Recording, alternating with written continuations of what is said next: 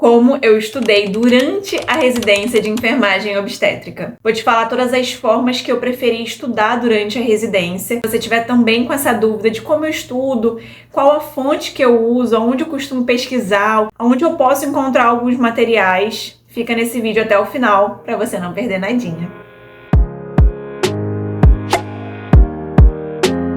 O meu nome é Thaís, eu sou enfermeira obstetra, formada pela UF, eu fiz residência na UF, acabei agorinha em fevereiro. Se você é novo por aqui, já inscreva-se nesse canal que tem muita dica pra você, se você quer residência, desde antes de passar na residência, todo o processo da residência eu contei aqui pra você. Então tem muito vídeo valioso pra você aqui. Então fica comigo e vambora sem enrolação. Que a gente precisa continuar estudando durante a residência e isso todo mundo já sabe, né? Mas eu costumo brincar que existem duas principais motivações que fazem com que a gente continue estudando durante a residência. Um é o medo de fazer besteira. E dois é o medo daquele preceptor te perguntar uma coisa boba e você não saber responder e passar vergonha. Então, sempre, toda oportunidade que tinha, eu estudava. Gente, mesmo que seja pouquinhos minutos, alguma pesquisa, às vezes no ônibus, uma pesquisa que você faz, às vezes faz diferença e é importante que você tenha a rotina de estar sempre buscando conhecimento, não importa da forma que seja, desde que sejam informações de qualidade, claro. Então vamos lá, o que eu fazia? Se você ainda não viu os vídeos anteriores de como é o R1, como é o R2, eu vou deixar um card aqui para você ver. Então veja esses vídeos para você entender melhor o que eu vou falar agora.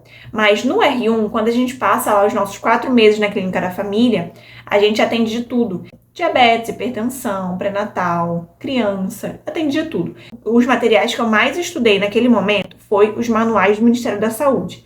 Eu pegava realmente lá o manual de hipertensão, o manual de diabetes, o manual de atenção básica, o protocolo de enfermagem na atenção básica, ou seja, o que a gente podia fazer, o que a gente podia prescrever, quais exames a gente podia solicitar. Eu estudava muito essas partes. Confesso que eu não fui muito além disso, eu não buscava outras referências. Em relação ao suporte da universidade, a gente teve muito pouco lá no início, nos primeiros meses só, referente à clínica da família.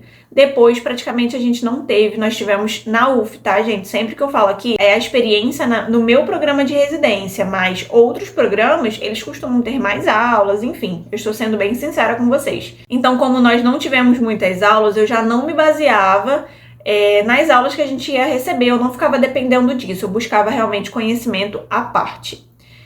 R1 foi basicamente isso, eu entrei na maternidade depois, fui especificando cada vez mais os meus conhecimentos, também buscando mais a parte de manuais, comecei a ler artigos falando referente a cada área, cada setor que eu passava, por exemplo. Se eu estava no centro cirúrgico, eu começava a pesquisar mais o que acontecia com a mulher no centro cirúrgico, quais eram as situações mais importantes que a gente precisava observar de uma mulher que acabou de passar por uma cirurgia. Quais eram as situações que fazia a mulher ter mais dificuldade, por exemplo, no aleitamento materno, no caso de uma cesárea, o que a gente podia manejar, o que a gente podia fazer. Então, eu não fazia aquela pesquisa geralzona, exemplo, cesariana, cesariana. Não, eu ia lá, eu ia sempre a fundo. Eu tinha aquele conhecimento antes de ir para a residência e quando eu comecei a entrar no setor, cada dia que eu passava no setor, eu pegava uma coisinha que eu falava, não sei muito bem isso aqui, vou procurar mais sobre. Exemplo, anestesia. Quais são os tipos de anestesia? Quais são os riscos de anestesia? Sintomas? Eu ia sempre a fundo. Não vou te falar que eu estudava muito de uma única vez, porque, gente, a residência é muito cansativo. É muito cansativo. Você precisa criar o hábito de estudar. Não quer dizer que você vai sentar e vai estudar horas. Mas eu estava sempre pegando pontos de cada setor que eu passava, eu pegava pontos e ia estudando, mas estudando a fundo mesmo, para entender e ter um conhecimento mais específico. Eu buscava caso clínico na internet, tinha uma dúvida, pesquisava, e sabia pesquisar. É claro que você vai jogar lá no Google, vai vir várias fontes genéricas, você tem que saber minimamente ali quais são as fontes mais confiáveis para você pesquisar. Eu procurava muitos assuntos no portal de boas práticas da Fiocruz, procurava artigos mesmo, ia lá em artigos, a gente sabe que tem artigos ali que tem um teor ali que você pode confiar mais, outros menos, mas ainda assim é melhor do que qualquer pesquisa no Google. Então saibam pesquisar. E assim eu fui fazendo durante todo o meu R1, né? Todos os setores que eu passei. No R2, que é o ano que a gente realmente assiste os partos diretamente, a nossa responsabilidade aumenta muito. Com isso, o nosso estudo precisa aumentar muito. A gente precisa entender muito mais o que a gente está fazendo. Outras formas que eu usava para aprender. Primeiro, eu gostava muito de ver documentário. Se você é da enfermagem, se você gosta da enfermagem obstétrica, acredito eu que você já tenha assistido O Renascimento do Parto, porque é um clássico, né? Eu acho que são 3, se eu não me engano, 1, 2 e 3. Eu já sei quase que até as falas do documentário, mas é um documentário muito importante porque ele faz você refletir muita coisa. Ele te traz muito conhecimento, mas ele te faz refletir cada coisa. Então, quanto mais eu ia vivenciando durante as minhas assistências ao parto e depois eu via o documentário novamente, eu já tinha uns insights melhores. Eu gostava muito de assistir vídeos de parto na internet. Eu jogava no YouTube. E eu aprendia muito com isso. Muito. Por quê? Tem muito vídeo na internet. Na internet você vai ver de tudo, gente. De tudo. Você vai ver tudo. Violência obstétrica claras, que a pessoa que publicou o vídeo sabia que isso existia. Outras violências obstétricas que tava ali, ó, na encolha, que a pessoa que publicou o vídeo não fazia nem ideia, provavelmente não fazia nem ideia que ela sofreu uma violência obstétrica. Às vezes, uma manobra que você vê ali um profissional fazendo, que você fala, nossa, que manobra é essa? Será que... Porque, por exemplo, quem publicou o vídeo geralmente é a gestante. E aí, o bebê nasceu ali, a pessoa fez uma manobra e ela não falou nada sobre aquela manobra. Por quê? Porque ela não tem conhecimento daquilo, ela não sabia que talvez tinha tido uma distócia, por exemplo. E aí, você vendo aquele vídeo, você já consegue ter uma ideia melhor de como que a pessoa faz a manobra, você consegue identificar qual é aquela manobra. Se tem um vídeo que tem um sangramento maior, você já consegue... Nossa, isso parece ser uma HPP. São coisas de você... Não é só você ver um vídeo por ver um vídeo. É você realmente olhar, assistir o vídeo procurando as coisas, ver o que está acontecendo, o que o profissional está fazendo, se ele não está fazendo nada de errado. Tipo assim, é meio que um julgamento mesmo, mas você aprende muito fazendo isso e fazendo algo que você gosta. Eu tinha muito essa deficiência de conhecimentos práticos, porque a gente não tinha muito isso na faculdade, como eu disse pra vocês. Então eu jogava muito no YouTube mesmo, por exemplo, toque vaginal, o que avaliar, isso no início, tá, gente? Toque vaginal, como avaliar, o que sentir, enfim, porque era uma dúvida, sabe? Como que eu vou sentir tal coisa? Parece com o quê? Eu queria referências, eu queria coisas visuais, sabe? Porque tudo que eu conhecia era ali da teórica, do artigo que eu tava lendo, do manual que eu tava lendo, do protocolo. Era da leitura. Então eu queria ver, eu queria visualizar algumas coisas para eu ter mais noção. Então eu pesquisava vídeos de distócia, eu pesquisava vídeos de sutura, né? Como fazer determinado ponto. Quando um ponto é mais indicado do que outro, enfim, são várias coisas assim que, se eu ficar falando aqui, gente, eu já fiz tantas pesquisas que é muita coisa.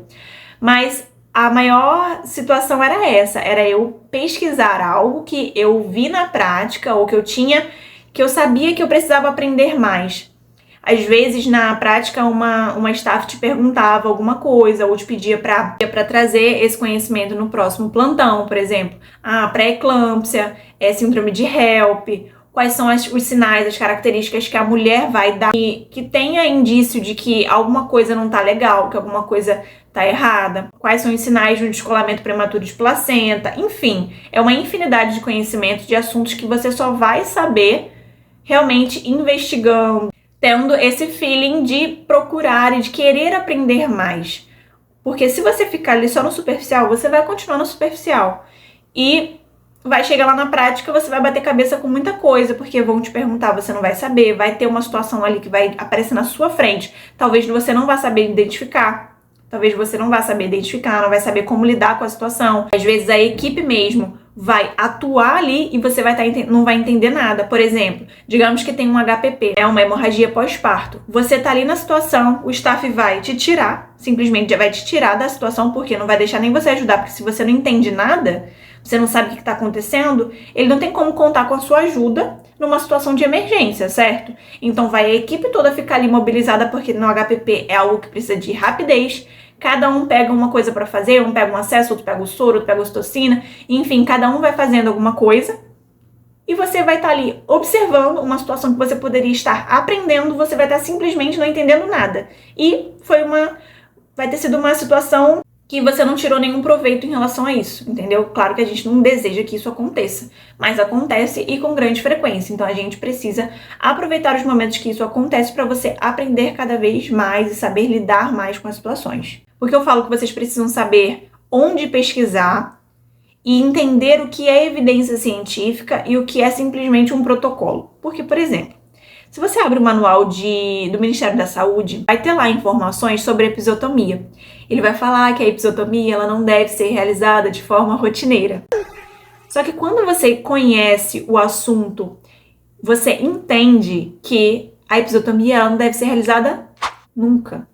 Ela não tem indicação para ser realizada. Isso é evidência científica, não tem benefício algum para a mulher. E você só vai saber isso, só vai conseguir diferenciar isso quanto mais você estuda. Usa, gente, a rede social que você usa ali, o Instagram, o TikTok, que você às vezes a gente fica vendo ali só a bobeira, que eu também me incluo nisso, porque às vezes a gente quer realmente alienar a mente e ver besteira, ver vídeos de humor, enfim. Comece a seguir realmente pessoas profissionais qualificados da área, sabe? Siga aí uma Bia Erif, uma Maíra, Melânia. Começa a seguir pessoas que realmente sabem do que está falando, que tem embasamento para isso. E aí você vai conseguir diferenciar essas coisas. Porque aí até no momento que você está ali de lazer, aprendendo coisas, você acaba vendo às vezes algum conhecimento, algum conteúdo rápido que te agregue valor. Sendo muito sincera, eu quase não estudei por videoaula, aulas de cursinho, livros. Quase não estudei por isso, porque esse tipo de conteúdo é mais voltado para concurso, é um conteúdo muito superficial, assim, é uma área obstetrícia muito superficial, não é específico, não é aprofundado, porque isso você só vai realmente conhecer e aprender durante a sua residência, durante a sua especialização, enfim. Eu aconselho de verdade, assim, de todo o meu coração, guarde um dinheirinho, sempre falo isso aqui, guarde o seu rico dinheirinho para investir em cursos, em congressos, eventos, assim, que você adquira conhecimento. Eu ainda vou falar aqui em um próximo vídeo sobre cursos que eu recomendo que você faça, cursos que eu fiz, cursos que eu não fiz, a maioria eu não fiz porque eu não tinha uma... Então, assim, a maioria dos cursos eu não fiz porque eu não tinha aquela graninha guardada para fazer, então eu não conseguia investir tanto quanto eu gostaria de investir na minha residência. Essas foram as principais formas e principais estratégias que eu utilizei para estudar, aprender de forma prazerosa, porque eu realmente buscava formas com que eu sentisse um prazer em estar fazendo aquilo, que não se tornasse um fardo, porque, como eu disse para vocês, a residência é muito cansativa, você precisa ter muito foco, ter disciplina para tentar estudar o mínimo que seja, mesmo que seja só um tiquinho mesmo de nada naquele dia, para que você consiga manter um hábito e não simplesmente acomodar. Deixe aqui nos comentários a sua opinião, como você gosta de estudar. Deixa sugestões também de próximos vídeos que você gostaria de ver por aqui, dúvidas que você tenha sobre a residência ainda, mesmo que você ainda não tenha entrado. Eu espero de verdade que você tenha gostado desse vídeo. Se você é novo por aqui, inscreva-se. Não esqueça de deixar seu like, porque isso me ajuda. Compartilhe esse vídeo com uma pessoa que você conheça aí, que quer fazer residência, que gosta da área da obstetrícia. Um beijo no seu coração e até o próximo vídeo.